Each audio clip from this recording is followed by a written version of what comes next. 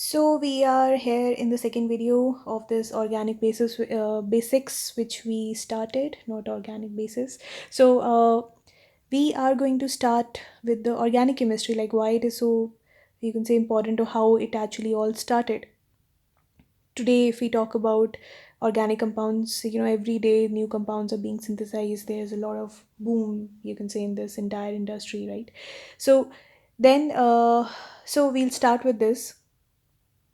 So when we start with organic compounds, inorganic compounds are something which are made from minerals. Organic is carbon and hydrogen based. That is what we always say. But we need to learn about this very special theory, vital force theory.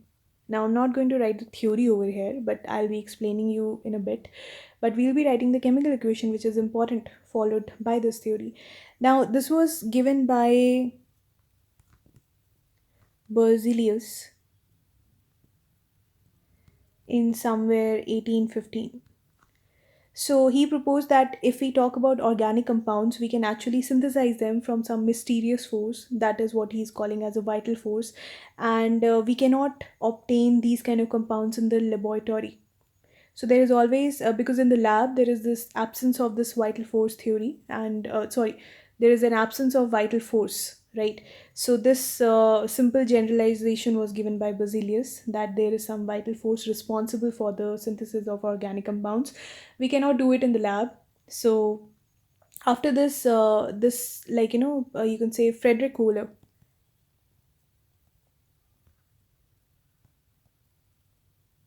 He was a German chemist. He succeeded in preparing organic compounds in the lab, and that too from an inorganic source. So he obtained, this is ammonium cyanide.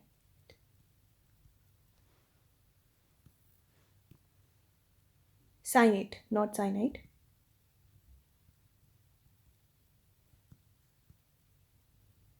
So now when we heat it, we can write this equation where how do we obtain ammonium cyanide? It's an inorganic compound.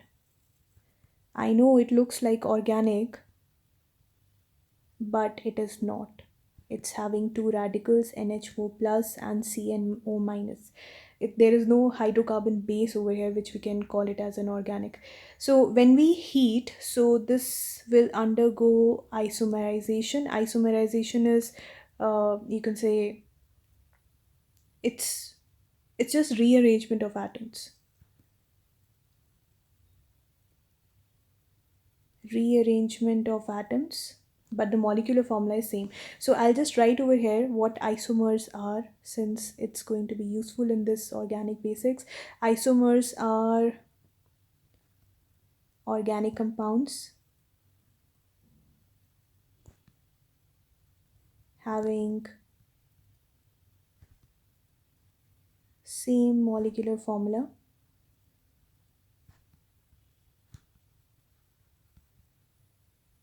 but different structure, or it can be, position. So that all we'll be discussing in the isomerization part.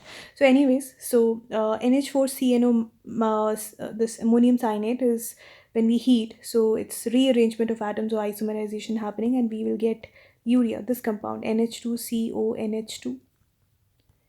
So urea is very much organic. If you see this particular structure, this is carbonyl group C double bond O, and this is actually a very good, you could say, it's a carbonyl, it's a functional group, and it's you can say something very useful in organic chemistry. So this is very much organic because of this functional group. And if you see, if you open it, this is something we call it as a amide bond, CONH2. So it's very much organic. And how do we obtain ammonium cyanate in the lab? You can actually make it, these two reactants we can take, ammonium sulfate reacting with potassium cyanate, giving us potassium sulfate. This is more or less like a double displacement reaction, and giving you NH4CNO, that is ammonium cyanate. So we need to balance this. So over here, now it's balanced. So this was Frederick Wöhler, who actually discarded this vital force theory, or totally nullified it by proving that we can actually make organic compound from an inorganic source, and that too in the lab. And after that, this accidental preparation of urea, indicated that there is no mysterious force which is involved in the production of organic compounds. After that, many people followed him, and many other chemists started working on the preparation of different organic compounds. Like if we say Kolbe is there, Kolbe synthesized acetic acid in the lab. Acetic acid is CH3COH. This is very much present in vinegar. And we have Henel, another scientist who synthesized ethyl alcohol, that is also called as ethanol.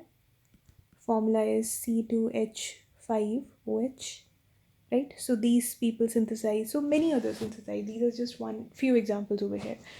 Then we go to the classification. Now, definition of organic chemistry, obviously it's a study of hydrocarbon. Before classification, it's a study of hydrocarbons and other derivatives of hydrocarbons. So hydrocarbons are nothing but compounds of carbon and hydrogen.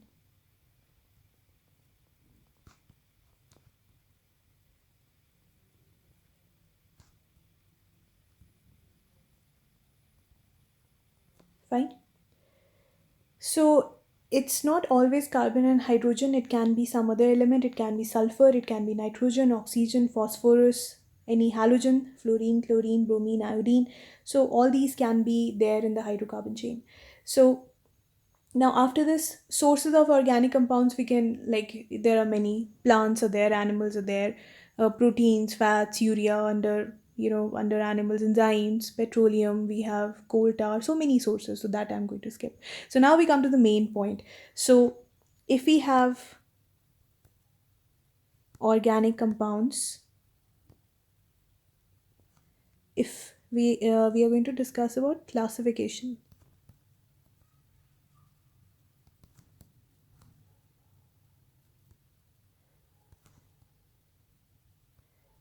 Now, classification, that too, it's general, it's not very much specific.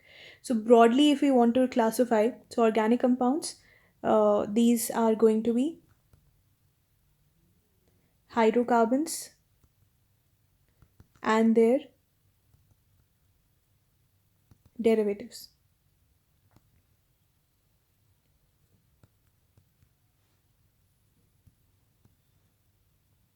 So, they are primarily classified into open chain or aliphatic compounds. Aliphatic meaning it's an open chain structure.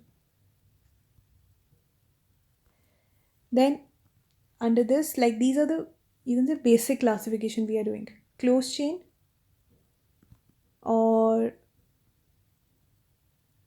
cyclic compounds. So what is open chain? So these are compounds containing straight or branching carbon atoms with number of, you can say, any functional group or something. So under this, like, let's not write the definition open chain means this only. So I'm going to write, what do we have under this? We have alkanes, or we can write like this: saturated,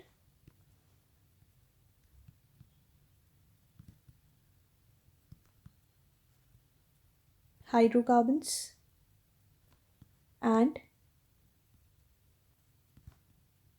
unsaturated hydrocarbons. So closed chain, we can actually do the classification also, but we can actually write. Just I'm going to write, but I want to take this up entirely in a different video, not over here. So today we will be discussing about these and the IUPAC nomenclature also. So closed chain, we have compounds containing closed ring skeletons. So alicyclic compounds are there. Alicyclic means like they are cyclic structure. It can be saturated, so they can be also saturated or unsaturated. Then this next classification can be aromatic compounds. Now there are different ways of classifying. In different books you'll be seeing about different kind of classification. That's why I want to take this up in a separate video, so just that we can discuss in detail. So what are saturated hydrocarbons? Saturated hydrocarbons are nothing but alkanes. That means those compounds which are having carbon carbon single bond. Unsaturated can be classified into alkenes and alkynes. Alkenes, carbon carbon double bond. So ene is a suffix. We'll discuss the IUPAC nomenclature also. So ine, ines or ynes is something indicating carbon carbon triple bond. So under unsaturated we have alkenes and alkynes, right? Saturated means single bonds, they're already saturated there, because you can, unsaturated means you can break a double bond, right? You can break a double bond, make it single. Triple bond can be broken down into double then single, so they are unsaturated, but these are already saturated, all single covalent bonds. Now before moving to the general molecular formula and so many other things, let's start discussing about the IUPAC name of an organic compound.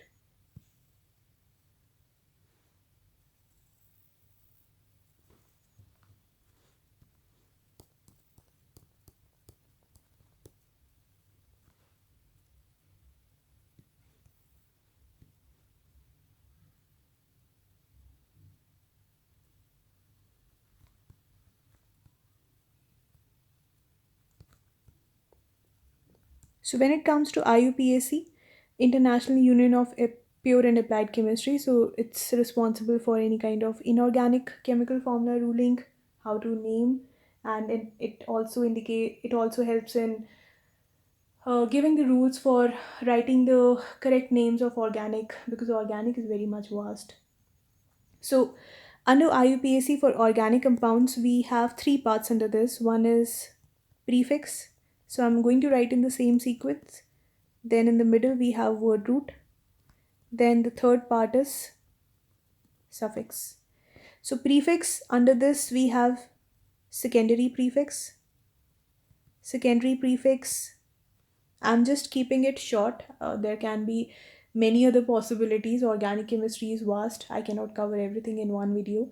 So just for, you can say, the simplicity, I'm going to keep it short. Like there can be many things. I'm not write all the things. I'm not going to write all the things under this IUPAC. So secondary prefix, under this will come.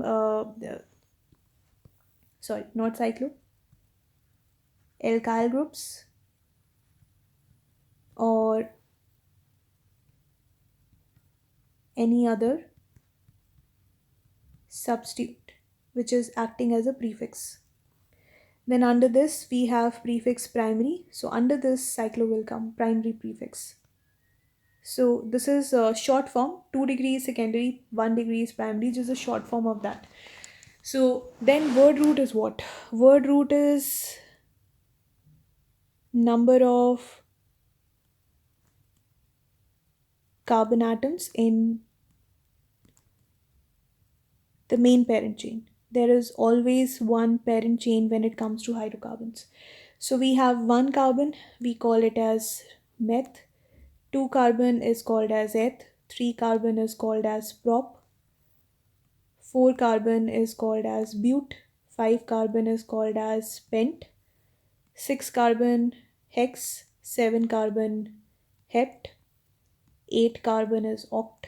9 carbon is non. 10 carbon is dec. So after that also we can have many names, like hundreds also. Undeck, dodeck, trideck, like that. So when you go beyond 20s, different series will start, different nomenclature will start. So let's try to stick till 10 carbon. That's, I think, enough. Then primary suffix. Under the suffix is like, the ending part of the IUPAC name. Word root is the middle part, prefix is a, you can say, the starting part, word root middle, and ending is suffix. Just like how you do in the English, you can say prefix, suffix, right? So we have Primary suffix, this indicates something else, and we have secondary suffix. So primary suffix in ain, een, and ein, we have just three. Ain stands for carbon carbon single bonds. If we have a hydrocarbon chain where all the bonds are single, they are single covalent, so it's going to end with the suffix ane. If it is ene, that means carbon double bond is present, and sometimes we even have to specify the position of the carbon, the number of the carbon, something we call it as a locant. Then ine, Ind stands for carbon triple bond. So if there is a presence of triple bond, we have to use the suffix. That's it. Secondary suffix are nothing but suffix of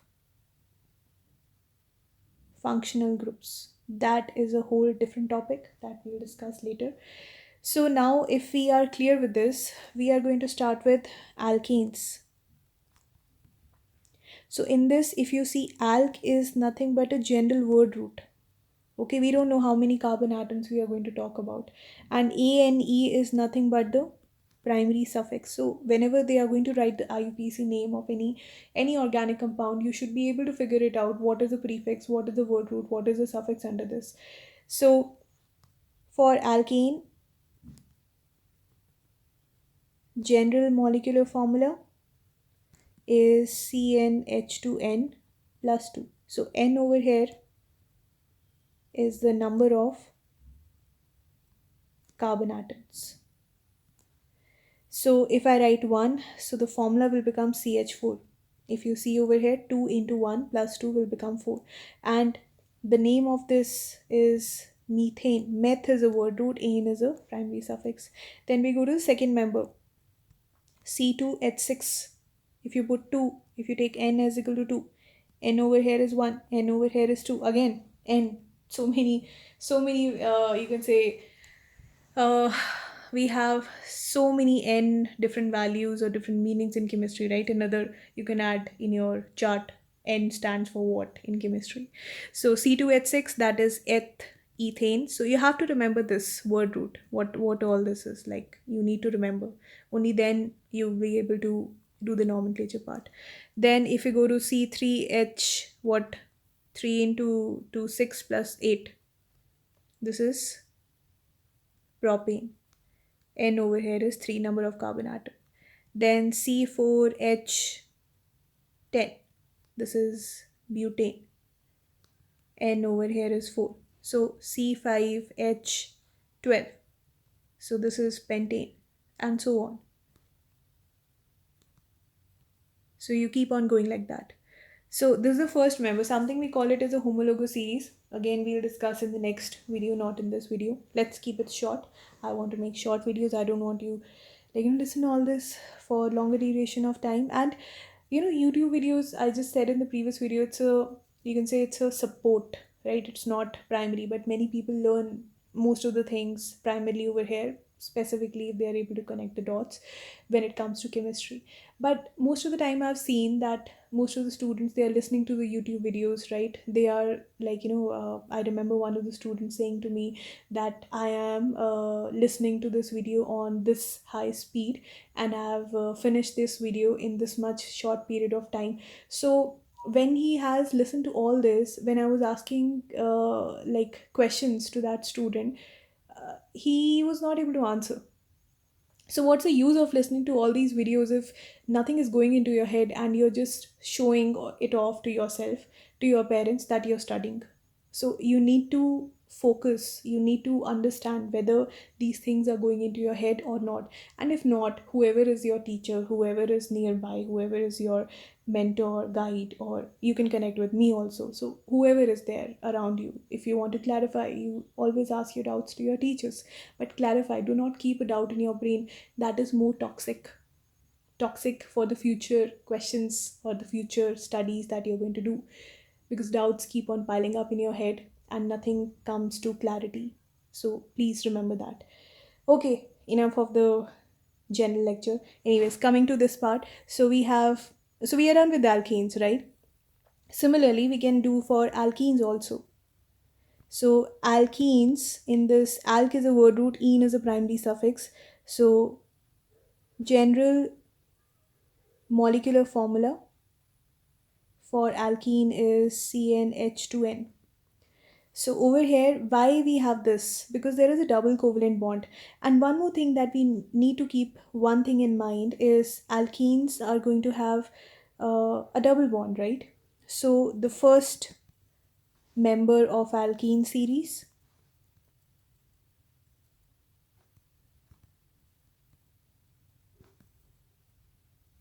or we can even define it like simplest alkene. That's a typical question that they ask in most of the exams.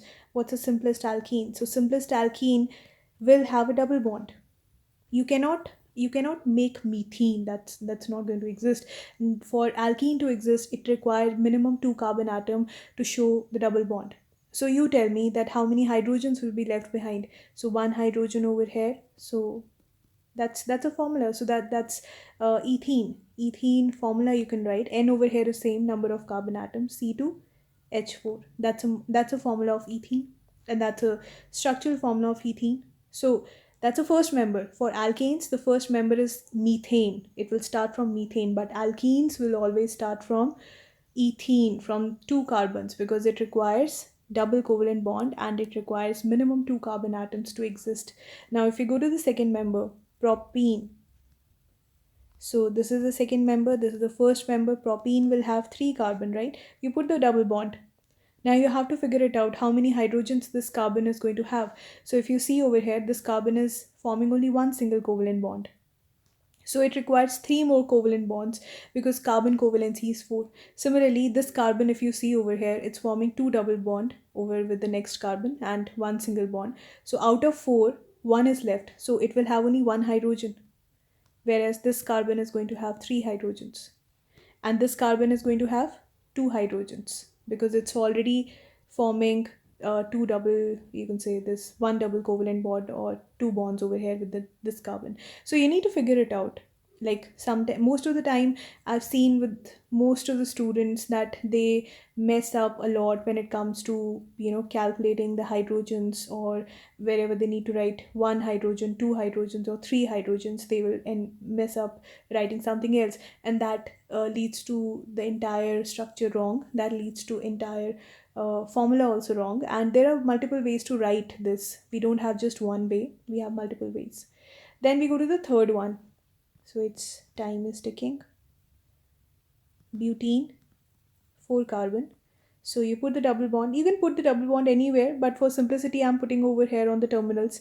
So over here 3 hydrogens. You can see over here these are going to be 2 hydrogen because it's already forming 2 covalent bonds over here, and this carbon again 1 hydrogen, and this is 2 hydrogen. So this is butene. Butene is C4H8 CnH2n, and this is C3H6 CnH2n, again same, and so on. So pentene can be there, hexene can be there, heptene can be there, so many can be there, right? So I'll stop the video over here. We will be discussing alkynes in the next video, and we'll be discussing about how to write these structures in different ways. So thank you for listening, and please work hard, be with your books, read the books. Books are always helpful, and use your brain when you're listening to any kind of YouTube videos. Just don't just don't listen, just don't think that everything is going to be in your head just like that. You have to scratch your brain. Thank you.